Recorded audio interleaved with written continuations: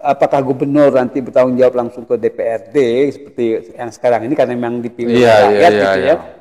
Atau kepada presiden, itu yang menarik. Ini kalau undang-undang yang lama ya, di luar aglomerasi ini ya, dan itu tidak dirubah ya, dalam yang ditandatangani oleh Prabowo, yang terbaru itu tetap itu. Tetap. Ya, dalam tetap pilkada ya, tapi yang terbaru itu saya nggak membaca rinci ya, yang jelas bahwa namanya diganti ya, dari DKI menjadi DKJ.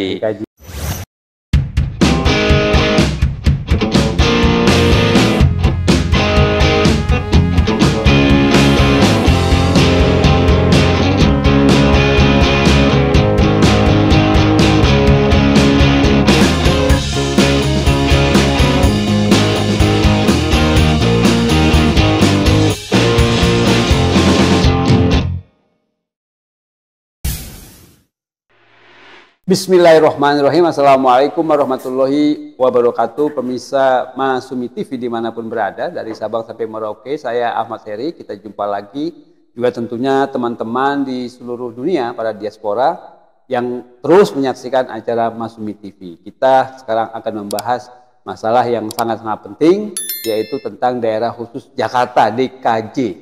Tidak ada lagi yang namanya DKI karena sudah ada Kepres terakhir yang ditandatangani oleh Prabowo, Kepres nomor 151. Dan itu kita tentunya akan membicarakan itu, akan bahas itu, bagaimana konsekuensi daripada perubahan status DKI menjadi DKJ. Banyak hal tentunya terkait dengan aglomerasi dan juga hal-hal soal penerimaan pajak ya. Karena seperti kita ketahui, kendaraan bermotor adalah sumber penerimaan pajak DKI yang terbesar. Nah, ini konsekuensi yang sangat besar sekali nanti akibat dari DKI menjadi DKJ ini. Nah, untuk bahas ini Pak Almizan Ulpa ya, yang kita ketahui sebagai peneliti senior di Kementerian Keuangan dan juga lulusan dari State Amerika, dan kita tahu bahwa sering mengamati masalah-masalah ekonomi sosial politik, dan tentunya hari ini juga beliau akan memberikan penjelasan, akan mengurai, akan menganalisis, akan berikan kira-kira pencerahan kepada kita. Assalamualaikum Pak. Waalaikumsalam Pak Ahmad Heri. Ya, gimana kira-kira soal DKI menjadi DKJ ini gimana? Iya, kayaknya ini baru pertama kali terjadi di Indonesia atau mungkin di dunia. Ya, negara ya punya ibu kota di tempat lain, tapi lokasi fisiknya di tempat lain. Untuk itu kelihatannya Wakil Menteri Dalam Negeri ya, kalau nggak salah Bima Arya, belum berani menjawab wartawan ya, gimana status hukumnya. Ya, kalau de facto ya memang ya Presiden Prabowo baru bakal pindah ke IKN itu 4 tahun lagi, 2005, 2006, 2007, 2028 baru akan pindah ke sana. Rencananya bisa mundur, bisa jadi berubah, bisa lagi berubah karena nggak siap ya, nggak siap gimana baru omon-omon ya Pak Prabowo bakal pindah 2028. Kita belum melihat itu rencana konkretnya, rencana aksi dari Pak Prabowo sehingga meyakinkan masyarakat bahwa 2028 benar-benar akan pindah. Jadi kalau di dalam istilah manajemen operasional itu belum terlihat ya timeline ya dan triggersnya itu ya. Ya, sama ini Pak Prabowo ya dulu bertekad 2024 ya bakal pindah ke IKN. Tapi nyatanya 2024 ya Pak Prabowo dan Menteri hanya tidur di IKN beberapa malam saja. Ya karena ya itu nggak ada rencana yang tegas ya, nggak ada rencana yang berani, nggak ada rencana aksi ya, timeline-nya itu ya, timeline-nya dan triggers. Kalau rencana pindah tuh ada timeline dan trigger. 2028 bakal pindah, berarti 2025 selesainya apa? Indikasinya apa? 2026 yang selesai apa, indikasinya apa. Kalau nggak selesai, ini yang dikerjakan di 2026 ini akan dikerjakan 2027. Apakah ini mengganggu rencana untuk 2028? Nggak jelas. Nobody knows. The only God knows. Tapi yang menarik memang akibat daripada itu gitu ya, IKN yang memang belum siap itu, DKI atau DKJ sekarang berarti kan juga harus betul-betul mempersiapkan. Apakah nih pekerjaan mudah gitu bagi misalnya, karena seperti kita ketahui kepala daerah baru terpilih. Pasangan 03 sudah ditetapkan oleh KPU pemenang karena meraih di atas 50%, 50,7%. Nah ini kalau misalnya DKJ ini disebut daerah khusus gitu ya, jadi seperti daerah aglomerasi katanya. Seperti itu gimana kira-kira nanti? Nah ini yang jelas ya, dengan dicabutnya status daerah khusus ibu kota, DKJ ini akan mengalami pengurangan anggaran ya. Kalau ibu kota kan ada banyak hal-hal khusus. Nah sekarang daerah khusus Jakarta, rencana yang kita dengar lama itu aglomerasi ya. Jadi kawasan yang berbatas dengan Jakarta seperti Bogor, Depok, Bekasi, Tangerang itu bakal menjadi Greater Jakarta ya, daerah Jakarta Raya ya, Jakarta Raya itu. Ya ini banyak banyak plus minusnya bagi pemerintah dan bagi masyarakat ya. Karena kalau bagi kita yang tinggal di Bogor ya, kalau mau beli mobil, nunggu BPKB-nya kan lama, harus dari Bandung. Karena banyak urusan harus ke Bandung. Kalau Jakarta kan lebih dekat. Kemudian mungkin banyak hal-hal yang lain yang perencanaan terintegrasinya ini wilayah itu lebih baik ya. Karena kalau kita lihat di banyak negara lain ya, memang daerah ibu kota seperti Washington itu dia terintegrasi dengan daerah-daerah sekitarnya ya, infrastrukturnya. Jadi walaupun banyak pejabat pemerintahnya, pebisnisnya ya tinggal bekerja di Washington, mereka tinggalnya di luar Washington. Tapi untuk mencapai Washington itu hanya dalam beberapa menit, 20 menit atau 50 menit ya. Transportasi umumnya itu gampang, dan juga pelayanan publik yang lain, terutama kalau sekarang ya, pelayanan digitalnya nggak ada masalah. Nah yang ini harus diajak bicara sebenarnya banyak pihak ya, banyak ahli, karena jangan sampai rencana aglomerasi Jakarta ini pernah diungkapkan oleh siapa? Sutioso kalau nggak salah, atau siapa dulu awal-awal reformasi itu. Ya berarti udah 30 tahun yang lalu ya. Tahun 90 ya, 30 tahun yang lalu. 30 tahun sekali, 30 tahun yang lalu sekarang diangkat kembali. Tapi risikonya kalau misalnya aglomerasi seperti itu kan, kepala daerah yang dipilih oleh rakyat langsung kan. Iya. Itu gimana kan kalau aglomerasi atau yang namanya DKJ sekarang itu kan langsung di bawah presiden jadinya. Iya. Jadi bertanggung jawab pada presiden untuk bertanggung jawab pada rakyat ini. Nah, yang ini yang belum ini ketentuannya. Makanya Bima Arya itu masih bingung. Masih bingung ya. Dia nggak berani jawab ini. Yang ini masalahnya ini kalau mau dibuat ini ya aglomerasi benar ya, berarti ada hubungan vertikal ya antara daerah Bogor, Depok itu dengan Jakarta, ya harus dibuat undang-undangnya gimana? Khusus lagi gitu ya. Undang khusus kepala daerahnya gimana itu ya? Jadi lain-lain itu.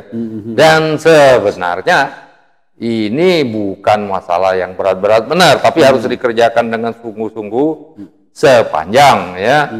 Ya memang berniat untuk lebih mempercepat ya kawasan daerah pembangunan di daerah khusus Jakarta ini, dan harus punya ya tipe-tipe pemimpin yang berani ngambil keputusan ya, tahu ini ya, tipe-tipe orang seperti kalau dulu Ali Sadikin atau ya yang berani seperti itu ya, berani dia ngambil tindakan, nggak nunggu itu ya, berani Karena penggabungan ini kan banyak pro kontranya, pro kontranya. Ya kalau tadi disebut-sebut soal misalnya dicontohkan di Washington gitu kan ada komuter kan. Kita juga komuter lainnya udah jalan ya untuk kereta apinya gitu ya. Iya, sebagian. Jadi daerah Bogor, Depok, Bekasi, Tangerang ya itu sekarang sudah nyaman sekali ya dihubungin dengan komuter ini.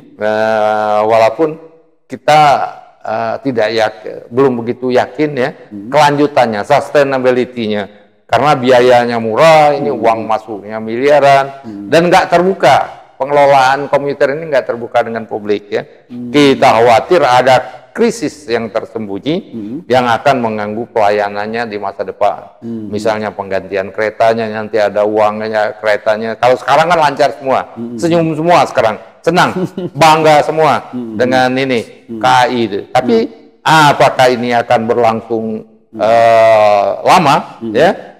Kita nggak tahu karena tertutup. Ya, kalau tertutup ini kalau ada krisis nggak tahu tiba-tiba meledak aja. Ya, kendaraan kereta-keretanya banyak masalah ya, utangnya banyak mungkin atau yang lain-lain ya. Ya karena nggak terbuka. Ya. Oke, baik banyak hal ya. Artinya kalau udah jadi aglomerasi sebagai DKJ aglomerasi itu konsekuensi yang sifatnya memang istilahnya harus dikoordinasikan gitu ya. Luar biasa. Memang salahnya ini kalau kaitannya misalnya tadi aglomerasi kaitannya dengan komuter lain misalnya kereta yang sebagai alat transportasi yang terintegrasi misalnya dikaitkan dengan provinsi-provinsi yang ada di sekitarnya kaitannya dengan kebijakan presiden. Artinya namanya DKJ kadang memang khusus artinya memang akan dikelola langsung oleh misalnya presiden. Pertanggungjawaban ininya loh Pak, yang saya masih bingung gimana apakah gubernur nanti bertanggung jawab langsung ke DPRD seperti yang sekarang ini karena memang dipilih rakyat gitu ya.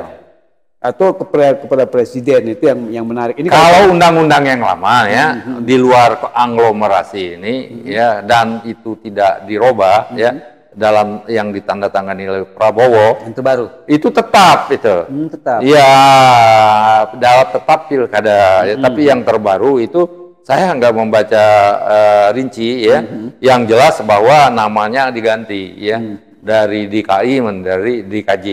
Dan kalau kita baca di banyak media nggak ada yang mengangkat ya belum pernah saya terbaca mengangkat permasalahan apakah gubernur Jakarta itu nantinya ya bakal ditunjuk oleh presiden, diangkat nggak melalui pemilihan umum atau tidak, nggak jelas. Tapi yang jelas kan undang-undang ini. Jadi walaupun gini menurut saya tidak fair sekali ya kalau memberhentikan Pramono Anung di tengah jalan karena dari awal dia sudah dipilih ya. Kalaupun mau dilaksanakan yang baru sesudah 2029. Dan di sisi lain ini gagasan aglomerasi ini saya nggak begitu terdengar di debat ini, di debat pilkada kemarin. Kalau kita dengar ini kan gagasan ini bisa mensejahterakan banyak orang kan. Nah kalau orangnya yang mampu mengelola aglomerasi ini, ya jelas Ridwan Kamil kan. Tapi karena ini nggak diangkat dan juga ya. Orang-orang yang memilih itu ngerti nggak ya manfaatnya dan paham nggak keahlian Ridwan Kamil kan? Kalau saya selintas ya Ridwan Kamil memang orang yang tepat untuk mengelola aglomerasi ini. Sekilas ya dalam banyak hal ya dari jejak-jejak digital Ridwan Kamil. Tapi karena ini nggak dibahas mungkin di dalam debat pilkada di DKI Jakarta, jadi masalah aglomerasi ini dikesampingkan. Tapi masalah aglomerasi ini merupakan suatu masalah lama yang dibangkitkan kembali. Menurut saya perlu ini dikupas tuntas dan mengajak banyak publik ya, masyarakat yang perlu membicarakan ini. Partisipasi publik itu penting di sini. Ya. Oke, ini pertanyaan terakhir Pak. Kepres yang sekarang ditandatangani Prabowo itu tentang DKI menjadi DKJ, kemudian IKN nanti akan istilahnya tetap dijalankan. ke presiden akan pindah juga tahun 2028 itu kan baru ditandatangani Pak, baru hari ini ya. Artinya baru ditandatangani. Apakah itu setelah kemarin terakhir Jokowi ke rumahnya Prabowo gitu kan? Mungkin atas permintaan itu kali Jokowi minta ke Prabowo supaya udah DKI jadi DKJ, IKN misalnya terus dilanjutkan. Itu banyak hal yang bisa kita tafsirkan. Kita bisa menerka-nerka. Karena Prabowo ini udah berulang kali ya soan ke Solo dan bukan Prabowo aja, ya banyak lagi yang termasuk ya fungsionaris PDIP, Effendi Simbolon yang dipecat akibatnya. Tapi kalau menurut saya antara lain itu Pak Prabowo itu mohon izin untuk pindahnya bukan dalam waktu dekat karena keuangan negara itu sukar ya. Itu kalau dipaksakan itu bisa membahayakan keuangan negara ya. Jadi mohon restunya, mohon dukungannya supaya kabinet ini pindah menjelang pemilihan umum 2029. Itu yang sebelumnya Pak, maksudnya yang terakhir kemarin yang Jokowi ke Kertanegara ke rumahnya Prabowo. Itu ada. Jadi artinya berita itu ditunggu-tunggu orang ini ngapain Jokowi ke rumahnya Prabowo. Jangan-jangan permintaan soal DKJ ini istilahnya supaya IKN tetap dijalankan walaupun pindahnya nanti tapi DKI menjadi DKJ itu mungkin ya. Sebentar, itu Pak Jokowi datang menemui Prabowo sesudah Prabowo nandatangani revisi undang-undang atau sebelum? Katanya sebelum. Itu maksudnya pertanyaan saya jangan-jangan mungkin karena desakan Jokowi pada saat dia ke rumahnya ke Kertanegara Prabowo diminta mungkin segera menandatangani, mungkin ya, ini mengira-ngira. Ya kemungkinan itu tidak tertutup. Tapi kalau menurut saya dari sisi keuangan negara, Prabowo itu meyakinkan Pak Jokowi nggak mungkin untuk pindah karena uangnya kita tuh lagi susah banget sekarang. Nggak ada ya. Uang lagi nggak susah, pengangguran tinggi, orang miskin banyak, ya itu. Banyak sekali biaya-biaya, kabinet gemuk itu. Jadi dia melaporkan ya minta ya restu lah ya. Minta dukungan bahwa nanti pindahnya tahun 2028 nanti. Jadi apa itu pesan Pak Jokowi untuk pindah 2025 itu mohon maaf belum dapat dilaksanakan dan juga Pak Jokowi juga dia memaklumi karena kondisinya berubah ya. Kalau tadi rencananya 2024 mau pindah ke Penajam Pasir Utara itu mundur-mundur akhirnya nggak jadi. Ya itu yang salah satu dari ini itu prinsip manajemen itu manajer itu seperti pelaut berlayar ya. Kalau keadaannya ombaknya ya, laut cuacanya ya jangan bermimpi untuk sampai ke tujuannya dulu. Yang penting selamat dulu ya, minggir ke laut. Ini juga. Jadi jangan dulu kita memaksakan untuk pindah ke IKN, tapi keadaannya sangat nggak memungkinkan, bisa hancur lebur itu. Terima kasih Pak Mizan Ulfah, pemirsa Masumi TV, kita berharap untuk terus like, subscribe, share dan komen acara kita ini. Terima kasih. Billahi taufiq wal hidayah. Wassalamualaikum warahmatullahi wabarakatuh. Waalaikumsalam.